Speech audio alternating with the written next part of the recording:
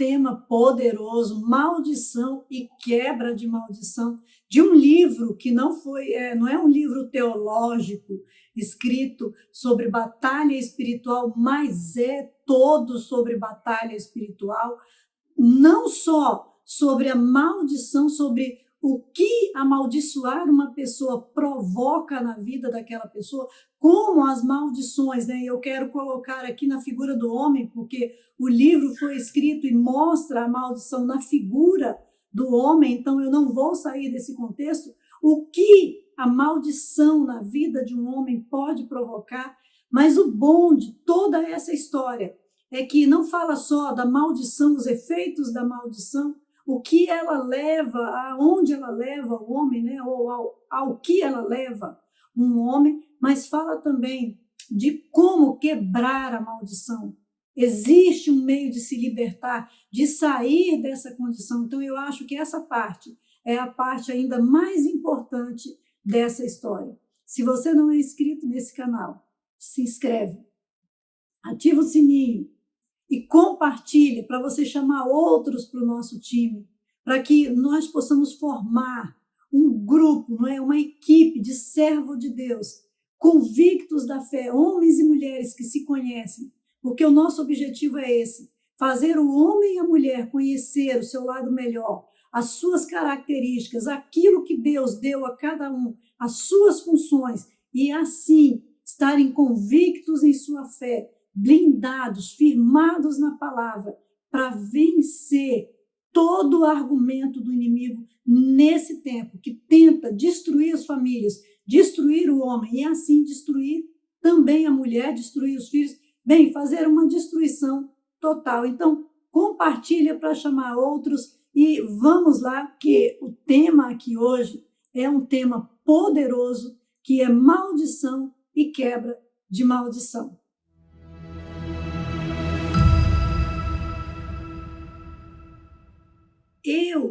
Eu gosto mais da versão de Gabrielle de Villeneuve, uma francesa, porque essa versão ela é mais próxima do original.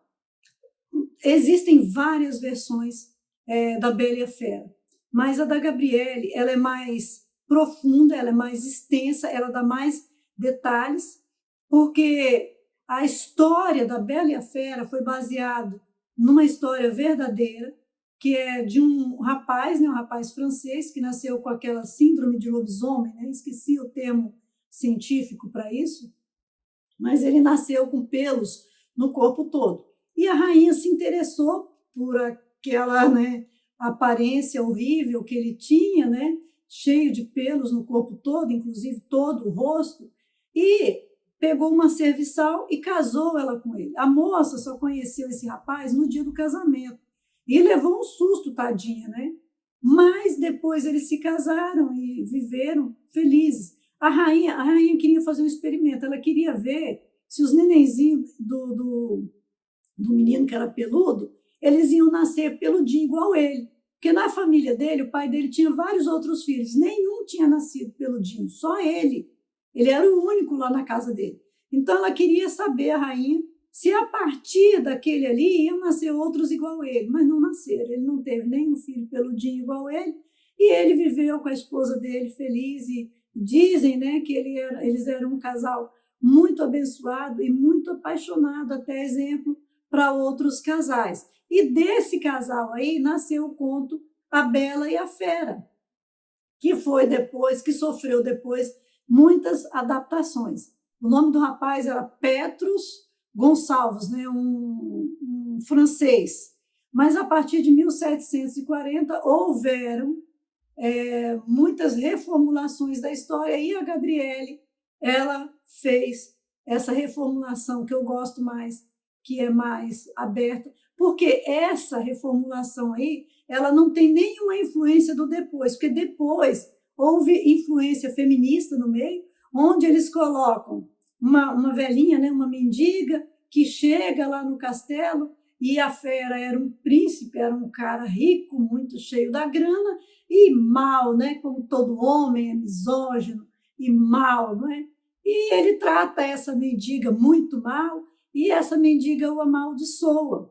essa história, ela destoa do resto, não é? Fica distorcida a história, porque quando a Bela vai para o castelo, essa fera, embora tenha sido amaldiçoada e seja grosso, estúpido em alguns momentos, não faz nenhum mal para Bela. Não faz mal, porque no interior daquela fera não era mal. Então, essa história da mendiga destoa. A história da Gabriele, ela fica mais verdadeira, porque a história da Gabriele parte da história original, onde um rei se envolve amorosamente com uma fada e eles têm um filho. Esse filho é amaldiçoado por causa que a fada não podia se envolver com um ser humano. E depois, o pai da Bela, não é, que também era um homem sofredor, um homem que sofreu muito na vida, um homem que era rico, mas que passou por várias tragédias e não mudou seu coração bom, um homem que perdeu a esposa e ficou com 12 filhos para criar e lutava para criar aqueles 12 filhos. Aí uma fada boa pega esse homem, que não era acostumado a roubar, e faz ele pegar uma rosa, das poucas que... Porque não existia, no jardim da fera, tudo havia murchado, tudo havia acabado, estava tudo destruído. Só que essa fada faz aparecer essas rosas. E ele se encanta por essa flor diferente e pega só uma. Ele tinha 6 filhas. E ele queria agradar todas. Ele levou a flor para todas as filhas. Ele não levou só para a Bela. Só que, na história de Gabriele, a Bela, que era mais novinha, sai primeiro para abraçar o pai, quer dizer, esse pai era querido, esse pai era amado, e quando esse pai chega, ele está com a rosa, então ela pega primeiro a rosa. E quando, né, no decorrer da história, que ele sabe que ele vai ter que deixar os filhos, abandonar os filhos, não é, porque foi tudo uma armação da fada boa, para levar alguém para dentro do castelo, para quebrar a maldição da fera, porque a fera não era um homem mau, ele era um homem amaldiçoado, e isso fazia as outras pessoas acreditarem que ele era mau, porque é assim que o inimigo age, né? Ele quer fazer acreditar que o homem é uma fera, que o homem é mau. E tudo aquilo vai dando certo, porque a Bela tinha um coração bom, a fera estava lá dentro, clausurada, fechada, no isolamento, sendo acusada de coisas que ela não era, e era boa. E a Bela também era uma menina boa, tanto que o coração dela se parte quando ela pensa que os irmãos vão ter que ficar sozinhos, vão ficar abandonados sem o pai, que todo mundo vai ficar desamparado. E que, se ela fosse, então os irmãos dela também poderiam ficar protegidos, o pai dela poderia ficar livre para cuidar, ao menos, dos outros irmãos. Então, ela é uma menina que se sacrifica pelo pai e pela família. Nisso aí já é uma história muito gostosa e muito linda. A história da Gabriele, ao que a história da Gabriele de Villeneuve, ela vai nos levar? Ela vai nos levar ao conhecimento da paternidade responsável, que é aquele pai que, independente das tragédias e das desgraças, está ali, né, lutando por seus filhos. Ela vai falar sobre o sacrifício masculino, o sacrifício do homem para poder manter sua família, o desespero de um erro, que é, no caso, quando o pai da Bela, ele pega a rosa, porque a fera em nada errou. A fera sofreu a consequência de um amor não compreendido, né, naquele tempo. Era essa métrica do início da base da história. Então, erros que acreditamos ser inofensivos, mas que as consequências deles podem ser terríveis e desastrosas. Aristóteles falava sobre isso, né? Um erro pequenininho no começo pode, no final, se tornar uma tragédia terrível. Então, ali vai entrar dentro dessa ideia também filhos tentando conviver no meio das consequências dos erros dos pais, que, no caso, aí é a fera está pagando por um erro que ele não cometeu e que, aos olhos, né, naturais hoje, no nosso entendimento, não foi um erro, né, foi amor, mas, enfim, ele está carregando o erro dos pais, né?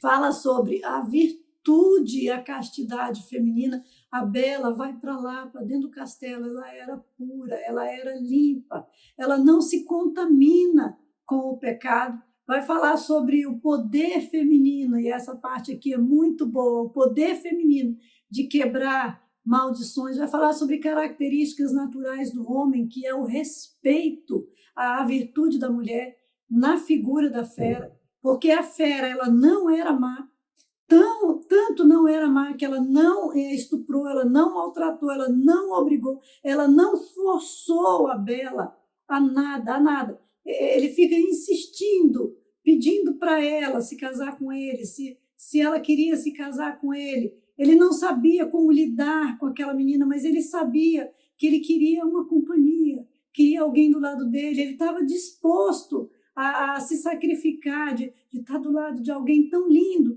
e não poder tocar, mas ele queria ao menos que ela garantisse que ficaria ali do lado dele. Vai falar sobre a disposição do coração em abençoar, em ajudar, vai falar sobre o amor, superando defeitos e limitações. Então, ele vai falar sobre o que o homem é, as características verdadeiras que existem no homem. A fera abençoa a vida da Bela e dá para ela um monte de coisa para ela levar para a família dela. Ele confia que ela vai sair e ele espera que ela vai voltar. Mas aquele espaço de tempo da espera, depois que ele conheceu ela, que ele viu a possibilidade de ser livre, ele não queria mais viver como um condenado. O homem, ele tem paixões furiosas. O amor masculino é um amor furioso. Essa é uma das características que a Bíblia aponta para o homem. Quando Deus fala para o homem amar a mulher, é porque esse sentimento é muito forte dentro dele. Ele é capaz de dar a vida por ela. Então, essa história vai trazer todos esses conceitos para nós. E a forma de quebrar maldição é uma única forma: amar.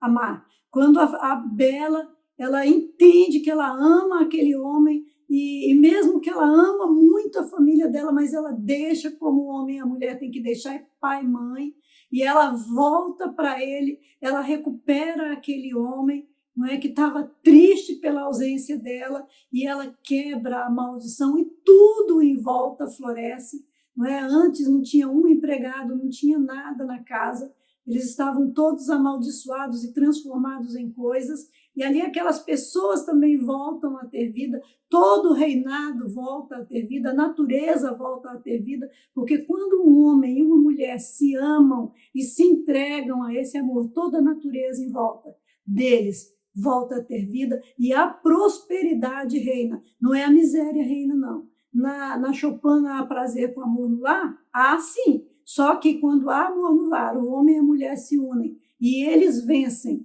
e eles se tornam prósperos nas condições que eles passam a viver. É uma história poderosa, quebra de maldição. Só vem mesmo pelo amor. E outra coisa que eu quero advertir as mulheres: nenhuma mulher é capaz de pegar uma fera e transformar numa bela. Essa fera dessa história, ele não era mau. Dentro do coração dele, ele era bom e ele não queria estar naquela condição que ele estava vivendo e ele buscava meios de sair daquela condição. Ele não conseguia sozinho sair daquela condição, mas ele não queria estar naquela condição. Existe muita mulher estragando a sua vida, se autodestruindo, acreditando que pode transformar uma fera numa ótima pessoa, um homem que não presta, numa ótima pessoa.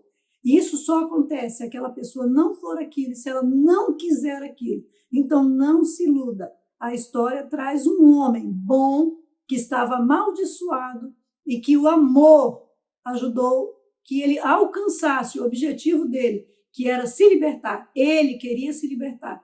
Como todas as pessoas que correram atrás de Jesus.